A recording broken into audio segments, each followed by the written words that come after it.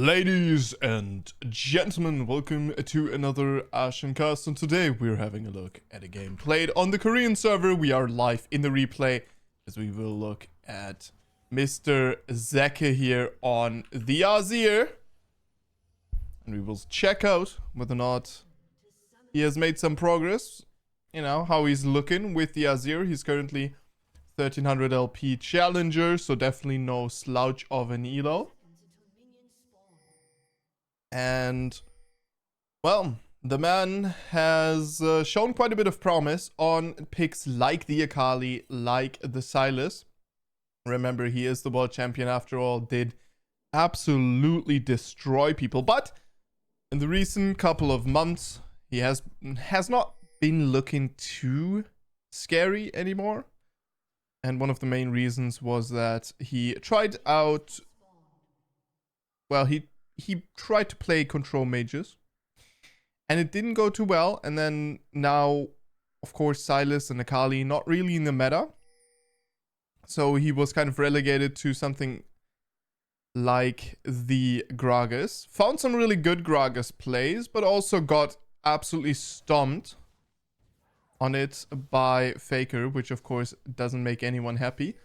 Very interestingly enough here, the Annie has a and he has Airy. Very interesting. It's gonna play with shield start and just looking to find some ease. So here the soldier placement, bit questionable. Here the shield for Annie came in a little bit too late. Of course, Airy on Azir too. This gives you early lane pressure, but doesn't scale very well. As, my god, he's getting bullied out by this Annie. Annie finding the level 2 there. And now the Q is available here. Annie looking to punish again. This is already very, very interesting to watch. I would almost want to make this about this Annie instead. As Annie able to win early lanes here versus a very, very heavy control mage, which usually tend to bully her a lot. Now, I think that soldier placement has been slightly unoptimal here by the Azir. And here Annie now, of course, gets to suffer the consequences of her behavior. Right, this is what happens if you play too aggressive and you try to bully out someone like the Azir. Of course, Azir can follow you everywhere. And you just get absolutely destroyed. Alright, Annie Viego, definitely a good combo. Viego loves something with a good amount of setup.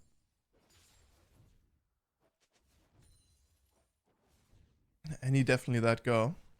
You see that ZEKA is staying here. He's even thrown in some pots. Probably planning to recall at a more opportune time. This is why he's heavily avoiding a trade. Placing the soldiers more defensively here, just in order to be kind of safe against the Annie poke. Okay, so far the CS thing's looking very nice. Yeah. Yeah, now we'll see what happens here. This I actually really want to know. How do we play this out?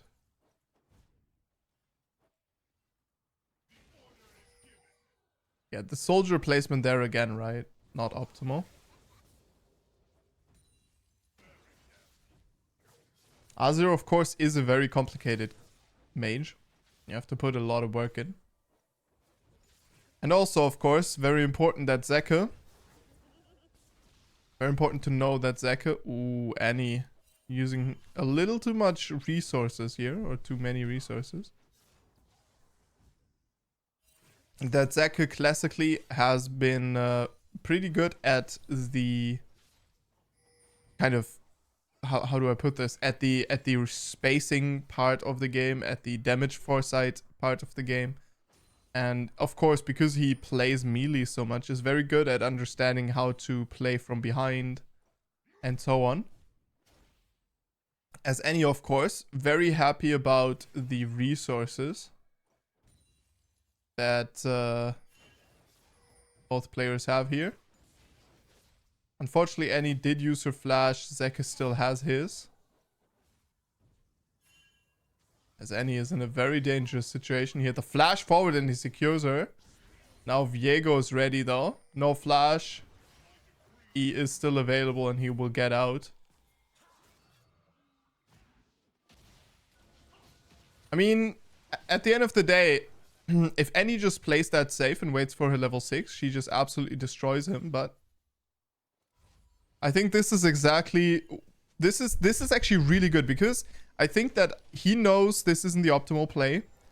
But he actually tries to go for this in order to... Because in pro play, he would never make this kind of play. He would never play like this. But in order to limit test, I think in solo queue he does this. And it worked out very well for him, right? Catches the Annie there in the Sand Soldiers. And then just flashes forward at the right time. So she's not able to trade back anymore. That's very good. Alright, we're going for Mercury Treads here. And an Amplifying Tome. This makes a lot of sense given the fact that first of all, we just obtained a kill. So we are ahead. Which means... if you just keep farming, we're going to hit more and more timings at which we can then pressure out later on, right? And all we want to do here is stay defensive, use our Q as little as possible, poke out the Annie, and be able to escape the Viego ganks / Annie setup. Yeah, Sand Soldier. Again, very weak. Conquering forward now. Lands them in a decent position. Of course, if you look at those really good Azir players, they understand that the Q, even though used for poke, will also allow you... Unlucky. Will also allow you to reposition onto the backline minions. So what you find them to do often is they kind of conquering sands forward onto the enemy. And then the soldier ends up in a position where it allows them to shove out the wave. Yeah, this is, again, like, this is a very bad soldier positioning, right? If you go a little bit to the left of the wave, you can hit all of them. And that gets you out of this danger spot here much faster. As Viego, flash. Creating some space, and he's going to group up with his Gnar and the Lee Sin as they are ready to follow this one up. Very good map awareness here, of course. His reaction was reasonably good. And he did get himself out of there. Which, of course, is very, very important. And now the Azir is able to recall, probably able to get a lost chapter here for himself. Yeah, this is absolutely huge. Now has a lost chapter, has the control wards. And he's lane heavily pushing towards her here in the future. But as she does have teleport, that is not going to matter.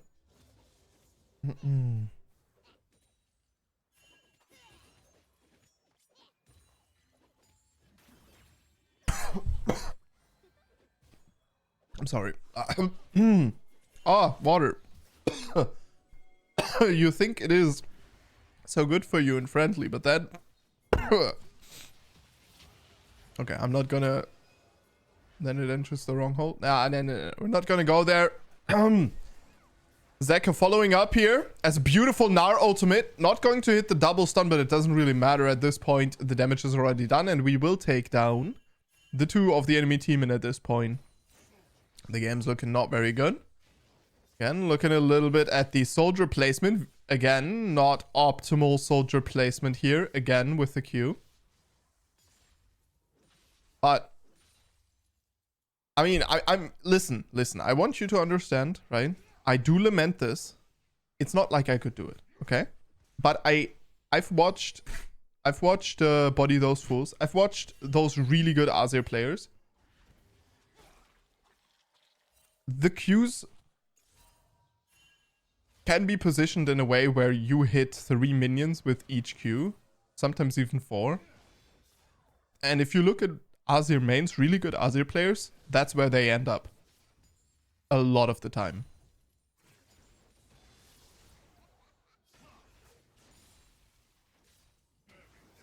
And it's kind of funny because, like, for a bad Azir player, right? He Qs, maybe he's barely out of range, sometimes he hits. A good Azir player always hits the auto attack Q combo. But the really good Azir players, the Qs, the reposition Qs, they use them for two things most of the time.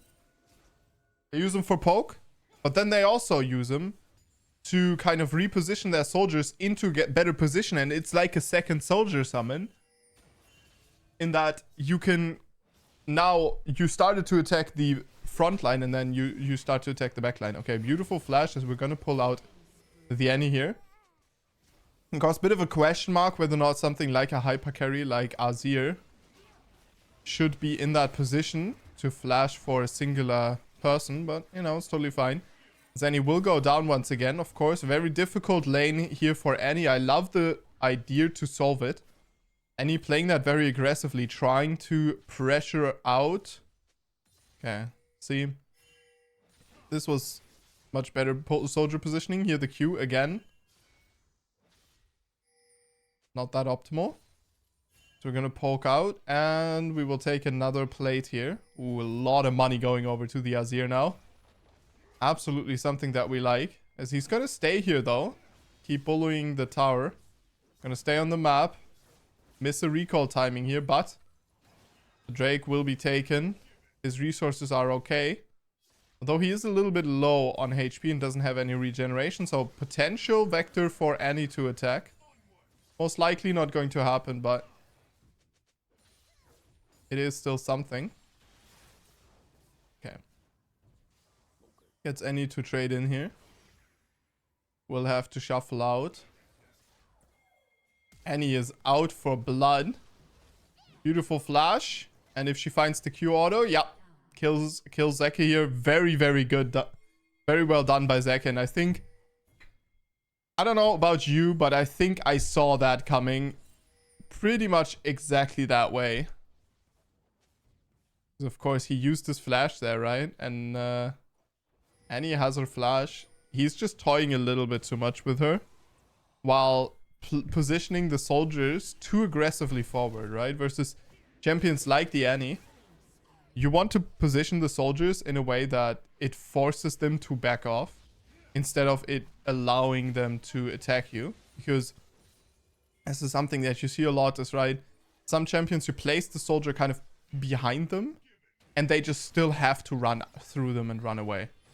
But then there are just champions like the Annie who doesn't really want to do that. She wants to instead just walk into you and say, well, yeah, if you want to fight, then we fist fight. Of course, Azir. Good at many things. Fist fighting. Only if he's ahead. I like that he's not going for Crown of the Shattered Pain. I absolutely love that item versus some champions, but then it is very easily triggered on some others. As we are looking here for the Viego finding the buffer as Nautilus a little bit late on that hook predict. Azir shuffling forward, just leaving himself in a bad spot. Could have gotten ulted there. People, I think, yeah, that was a fact of the red team just kind of respecting a little bit too much. Because he didn't have flash. He could have been nailed down there. Could have been punished quite hard. Didn't end up happening, though. As here, the Sun Disk will protect. Everfrost now on the Annie. Very interesting choice. Not entirely sure if I like it. I think something like a Proto Belt would have been much better here. Versus this team comp, right? But I guess her idea is to play with the defensive style here. Honestly, actually, now that I think about it, I think the Everfrost actually works better with the team here. You see again the soldier positioning of Shame. Right? You saw it there?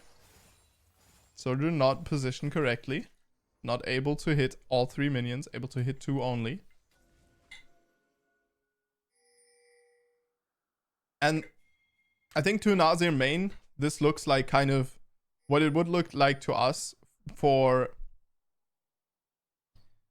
an Ahri to like flash E and then Q into a different direction. You know what I mean? Like, it's just, you're just like, this is not how the champion works. What do you mean? Okay. Good damage. We are moving towards the not void stuff. Nash's Tooth.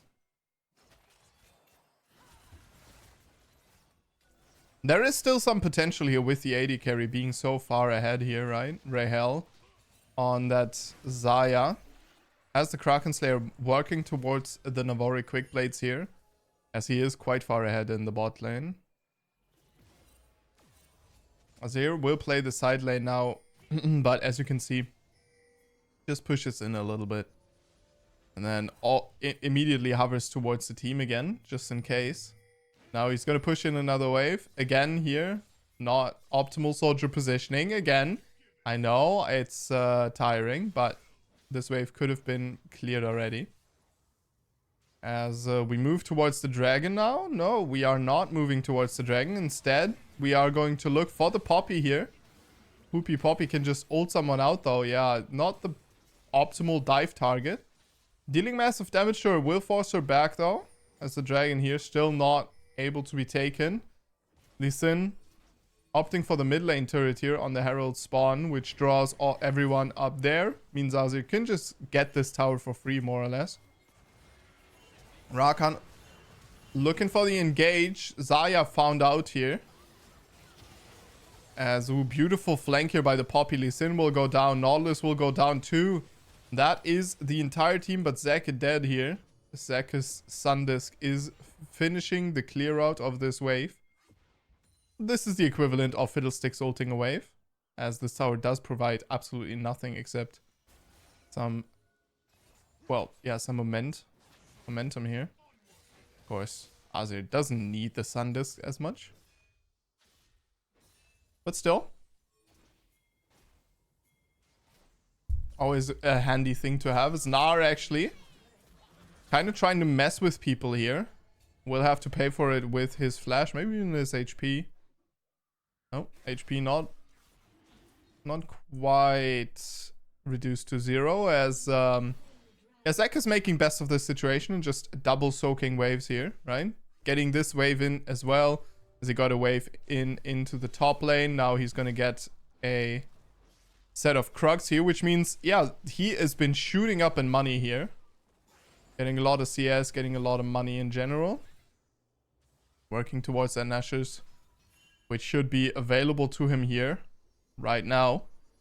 So that's definitely a good position to be in. To have that Nash's Tooth available to yourself together with the Liandry's Anguish. This guy is going to hurt now. The Aerie, again, not the optimal. This is mainly used for bullying out lanes. If you want something that scales better, you can use the Comet. Most of the time, though, lethal tempo, if you have a lot of tanks or the... Well, so here's a difficult thing. You can, on Azir, if you are a true Azir main, of course, you probably know about this, but you can use Hail of Blades very, very well on Azir. But you need to train how to use it. You need to specifically learn how to use it. If you do that, then it is ridiculously strong versus a lot of matchups that you are allowed to stand still in. Shuffle onto the Annie. Annie not going to escape the Lee Sin Q here as Rakan looking. Will be ulted out here. Maybe a little bit too early of an ultimate here by the Lee Sin, as they could definitely play this one out. Lee Sin will have to flash here. And I think this is absolutely Lee Sin not understanding what Zeka wants to do here. Zeka's goal here is to just stand under the tower and just be safe for now. So, okay. We see Zeka so far play the Azir aggressively as well. This has been what he's been good at already, right? Azir, when played aggressively, worked out very well on Zeka. He knows how to play champions. He has the mechanics The thing that he didn't understand very often is when it was time for him to sit back a little bit and just protect his AD carry. Maybe hit a couple of auto attacks with the W, but not go in for any plays. Talking about any plays. And you know, in the pit here as well. As, yeah, the Azir capable of poking out this team very, very hard. So Annie needed to be the one to pull the trigger here onto the Azir. Wasn't the one. Just looked a little confused. And absolutely single-handedly here, the Azir just turns this fight around. Will take a quadra kill for himself. Absolute unit.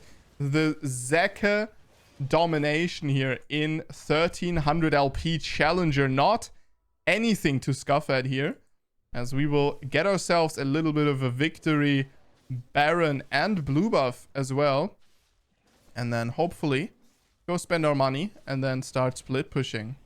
This is going to be very good. Actually kind of interesting that he elects to take it now instead of taking it later, which would, you know, help out a little bit with that blue buff duration. He's gonna head towards topside anyway here. But no, he's not opting for a split push strategy. Instead, he's opting for the team fight here. Gnar, of course, finding a very good Gnar ultimate here. Viego forced to use his ultimate already. Alright, we're finding a little bit of damage here onto the team already, which means everyone's prepped for Azir's arrival. I'm a little bit sad about the Annie performance. Annie looked really, really strong, but now she's struggling to find even the worst of ultimates, I think, in that pit, for example, right? Just ulting Tibbers in and just having him run at the Azir is already better than what she did there. She didn't really do anything, just waited around for a good ult angle, I suppose, which never came, who would have thought.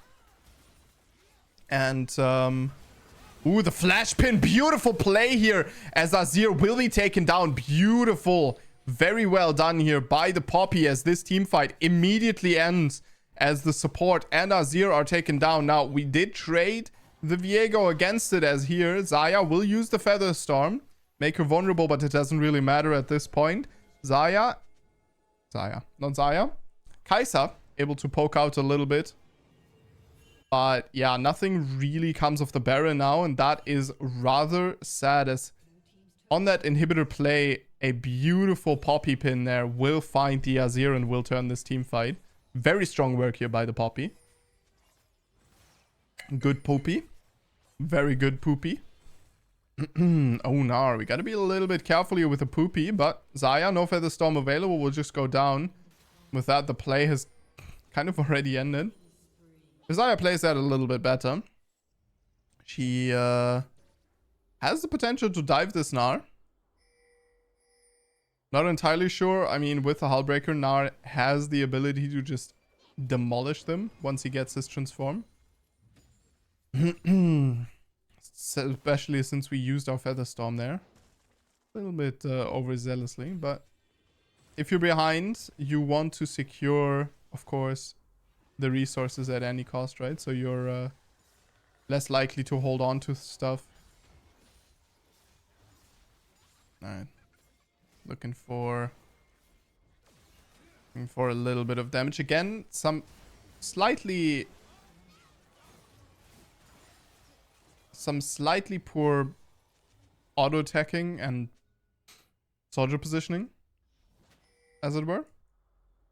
Okay, Poppy ulting away the Gnar. This is actually very important for team fights, as Zeko will just clear out the waves here. Okay, is respecting. Sundisk will reveal.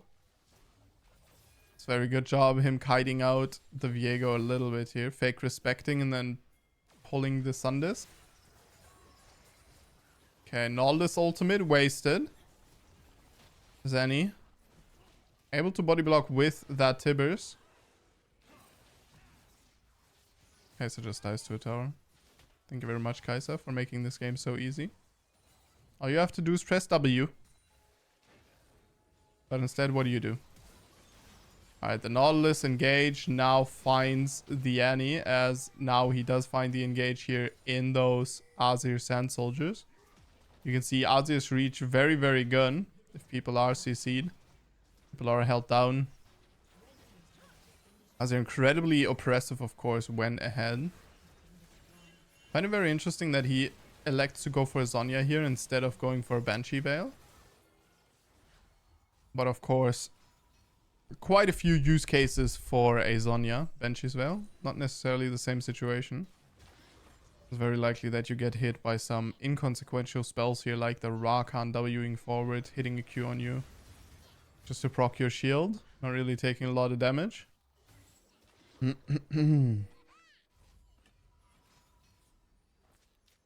Okay. So now we'll take his recall as we are all kind of resetting here. Xayah will grab herself a red buff. Hopefully this time. He's not gonna waste it by just running into a tower. Triple inhibitor is down in the red team space. They have one last hallelujah, one last fight. One last shot at winning this game in a go. But it's going to be very difficult, as of course they would have to ace a fight. Nothing short but acing a fight would help here. With almost all the turrets still in action. Even that is very unlikely. So, right now, 98% chance here for the blue team to win this one. As the stats don't look that impressive if you look at the kills, but look at the gold here. This is all just standing gold that is in the pockets, and that also means that even the mid tier 1 is still available. That means that they would have to go through so many turrets here. Okay, Azir and Lee Sin will be just killing the Baron here as, ooh, very good job. The red team will find the posturing bot lane here. We'll just take them down. As the Baron is taken over here. So that is definitely not possible for the red team to get anymore. But red team also not finding the ace means that they can't really freely push anyway. As at this point, any member of the blue team is pretty good at defending the tower here. So we are going in deep though. Very dangerous here. Okay, questionable R by Azir, not Arzir. As Viego, not looking for the all-in here, just looking to get some resources. And look at the Azir damage. It's massive. He's doing massive damage to Rahel. Flashes for that ultimate, definitely not necessary. If they don't find the kill here, this is a bit of an issue now, as we did lose our flash. Recalling into the teleport here with the two double needlessly large rods. So we are packing a lot of damage here, ladies and gentlemen. Not a lot of MR on the enemy team, so no, interestingly enough, no void stuff will be chased here. Instead, we are going for the death cap 4th item. Alright, conquering forward here. As the Annie will find the engage onto Azir. Azir taking a massive amount of damage. Going golden. Doesn't really do anything though, unfortunately. And the Banshee's Veil in this situation would have helped us out quite a bit more, right? And this is exactly what I mean. The Banshee's Veil, very good against the pin. Very good against the Poppy ultimate. Very good against the flash forward out of the Annie. Fortunately, didn't really happen. As here we are going for a shield destruction item on the Annie, which is, I think, a very smart choice against this enemy team. Shadow Fire coming in for her. Yeah, I don't know. Weirdly enough, whenever I cast, I just like lose these names for a second. Just don't remember them anymore, even though I say them like every single day. I mean, I kind of stopped saying them, to be perfectly honest. I kind of stopped saying them when I stopped playing control mages. But, you know. Stole. It is what it is. Alright. Alright. So Gnar locked out of his Mega Gnar here for a bit. So he's just going to be trying to go for a little bit of backwards Q throwing action. Look for a little bit of poke here. Do some damage to the wave again, as the Mega is stacking once again the team. Blue team here, that is, on the approach. Lee Sin just taking up resources from the Viego. As, look at ZEKAS CS versus Annie. And then look at Rahel. That guy really wants to win this game, doesn't he?